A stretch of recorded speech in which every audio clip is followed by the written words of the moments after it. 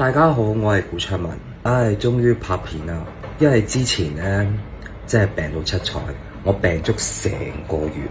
真係成個月，係真係上個月啱呢一個閏二月，即係第二個農曆2月份啦，啱嗰日到，咁就啱開始喉痛，跟住咧就去到24咧就飆燒啦，就發燒39度啫。跟住咧，去到25號咧就都冇乜嘢嘅，一起身就40度，跟住係哇，完全係冇意見嘅。我阿媽、我阿爸、我阿媽見到咧都完全係冇晒意見，因為我已經燒到係，我係食退燒藥都係唔退燒嘅，